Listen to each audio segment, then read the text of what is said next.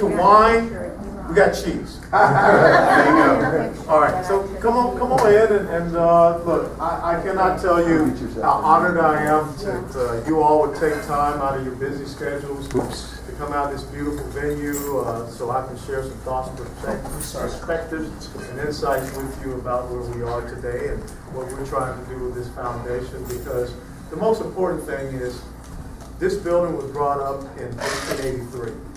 And in 1883, I don't think anyone would have thought that a young man such as myself would be standing and giving a speech here. That's right. And see, that's the beauty of America. Right. And when you understand a kid that was born in the inner city of Atlanta, Georgia, has that type of opportunity, what we must make sure is that other kids have that same type of opportunity. Other kids understand that the greatness of America is not about where you're born or where you came from. It's all about what's in your heart, your drive, your determination, your individual will that allows you to have any level of success and achievement that you can have. And that's what we want to try to do. See, politically, when you understand that in the last election cycle, Mitt Romney won 73% of the counties in the United States of America.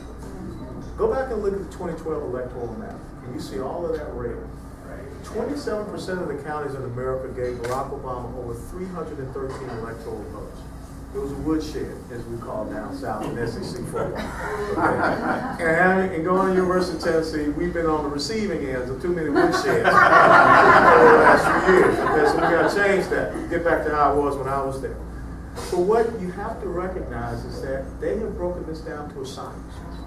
If you look at those counties, all of those counties are centered around urban centers. Then who is living in the urban centers? Minority communities.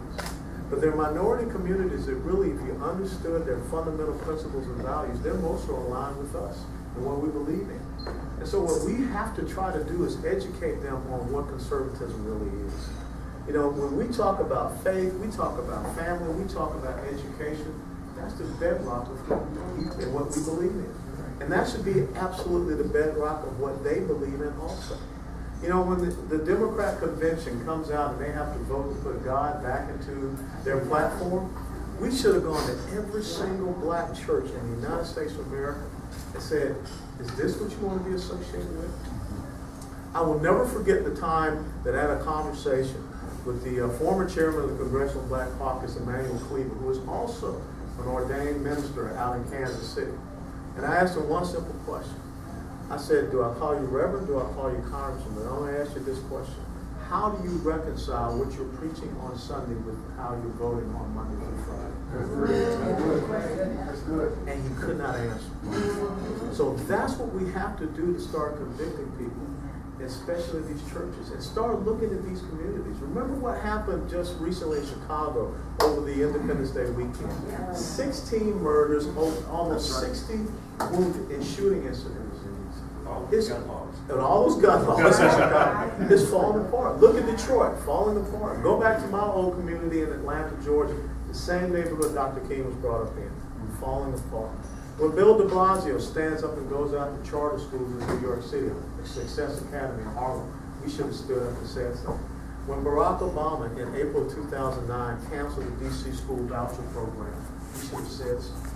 Because Booker T. Washington, back at the turn of the century, had 3 points: education, entrepreneurship, and self-reliance. The black community was stronger before the Great Society programs of Lyndon Johnson than it is today. Okay? 50 years ago, out-of-wedlock birth rates in America was 6%. Out-of-wedlock birth rates today is at 42%. Out-of-wedlock birth rates in the black community today, 72%. But if people don't know these things, if people don't know about Lyndon Johnson saying any woman that has a girl that has a baby out of wedlock, as long as she keeps the man out of the house, she will continue to get a check. Look at the ramifications. Look at the second and third order, collateral damage, unintended consequences. That's why we have to have a means by which we go into these communities and we talk about who we are, what we stand for, which is truly what they believe in, Hispanic community, black community. The other thing that we want to try to support through this foundation are our high school junior ROTC programs. I started in 1976 as a sophomore integrated high school in a junior ROTC program. Lieutenant Colonel Pagonis, Major Heredia, Master Sergeant Buchanan, Sergeant First Class McMichael. I'll never forget it. Korea and Vietnam War veterans. They kept me on the right path. Because no matter what my mother and father were teaching me, they made sure that when I went to school, I didn't fall in with the wrong crowd. And that's the exact same thing we need to do for young men and women in our inner city communities, is get them around positive role models. Men and women who have been willing to make that last full measure of devotion for this country, to teach them about honor, integrity, and character, and leadership, and what it means to be an American. That's what we're trying to do with this foundation. That's why I cannot thank you enough for coming out on this Saturday. I know if we had had this event in the fall, you probably would have nobody here, because I would be getting ready for a Tennessee game, they'd be getting ready for a Florida game, certainly Florida game.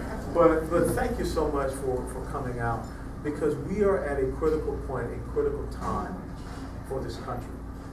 If we don't get this nation back on its fundamental footing, then the next 50 years, 100 years, I don't know. And always remember, in September 1787, when Benjamin Franklin came out of Independence Hall after the deliberations of the Constitution were over, he was met by a Philadelphia socialite, a woman by the name of Mrs. Powell. Mrs. Powell asked Dr. Franklin a simple question. Well, doctor, what is it that we have? Do we have a republic, or do we have a monarchy? Franklin replied, we have a republic if you can keep it. 217 some odd years later, we're struggling to keep this republic.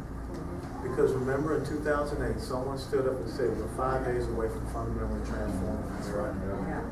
And no one asked the question, what are we fundamentally transforming to? But more importantly, what are we fundamentally transforming from?